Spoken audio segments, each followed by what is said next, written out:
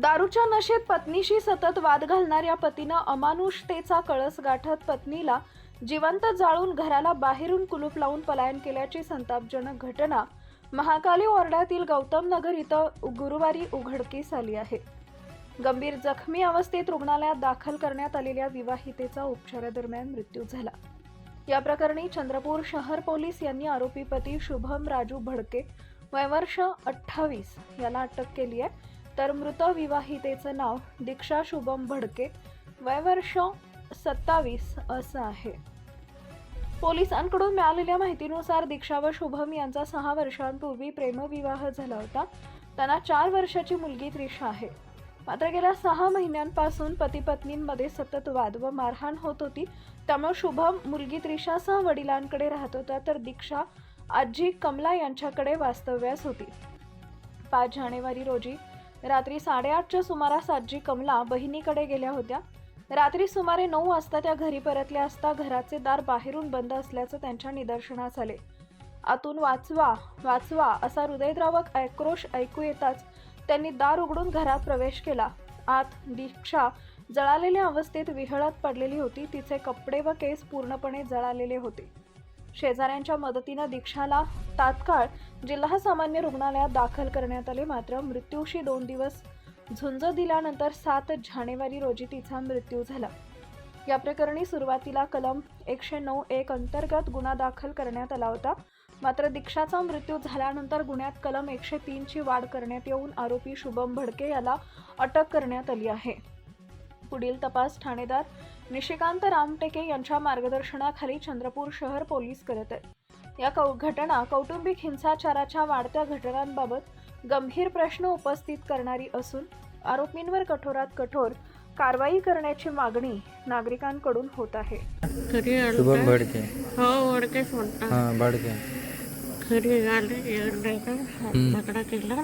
तुझ्यासोबत झगडा करत हा गॅस चालू केलं. मला वाईटच नाही. तुले गॅस चालू करून गेलो तो हा मला वाईटच नाही. हा चालू होतं गॅस. हा त्याला काय हम्म. हे नाही का माझ्या कपड्याचे नाही का बोलले व्यस्त लागलं. कुठं अंगाच्याच टोले लागलं रे. तुझ्या अंगाला त्याने विस्तो लावला. हा माझे हा. हम्म.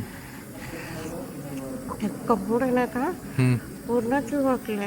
चिपकले त्यानं स्वतःहून लावला अंगाला विस्तो. हा आणि दरवाजा नाही का जाताना किचन हम्म.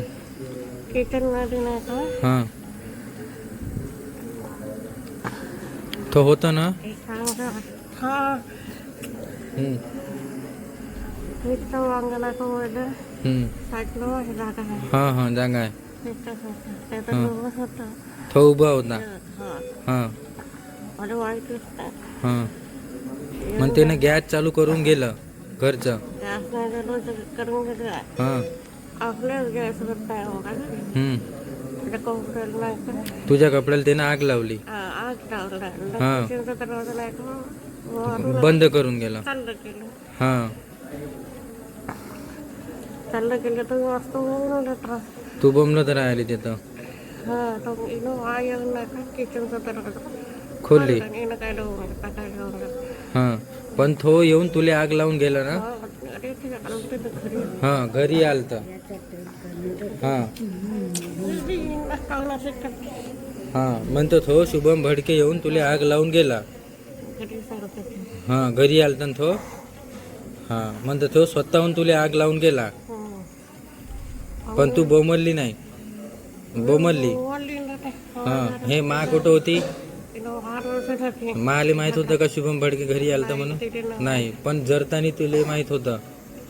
हा नाही का झगडा केला. हा नाही का मस्त बसली. हा बसली तो हम्म. वाईट शुभम भडके घरी येऊन तुला आग लावून गेलं. अच्छा ठीक. माझी ताई होती दीक्षा शुभम भडके 27 वर्षाची. त्यांचं काय झालं, ती जळून मेली. म्हणजे ती आधी जळलेली होती. 5 तारीख रात्री 10:30-11च्या दरम्यान तिने कॉल केला आम्हाला आणि सांगितलं की इलेक्ट्रिक शॉक लागला. आम्हाला वाटलं की तिच्या चुकीमुळे झालं असेल काही. तिला आम्ही दवाखान्यात घेऊन आलो. तिला नंतर आम्ही जेव्हा घटनास्थळी तिचं घर बघितलं जाऊन, तिथे कुठेच काही असं नव्हतं की इलेक्ट्रिक शॉक किंवा गॅस स्फोटचा असं वगैरे कुठेच काही नव्हतं. आम्हाला आधीच वाटत होतं की तिच्या चुकीमुळे काही झालं असेल. पण जेव्हा आम्ही बघितलं घटनास्थळ की कसं आहे, काय आहे आणि सिच्युएशन काय, किचनची सिच्युएशन बघितली, किचनमध्ये काय काय जाऊ शकते, व्हिडिओ पण आहे आमच्याकडे. तेव्हा तिला जाऊन रिक्वेस्ट केली की तू सांग. तेव्हा ती बोलत वगैरे होती आणि थोडी बरीच होती. पण नंतर तिला एडिमा वाढला, तर तिला मग ट्रॅकेस्टॉमी ET वगैरे करून CPR लावून तिची डेथ झाली.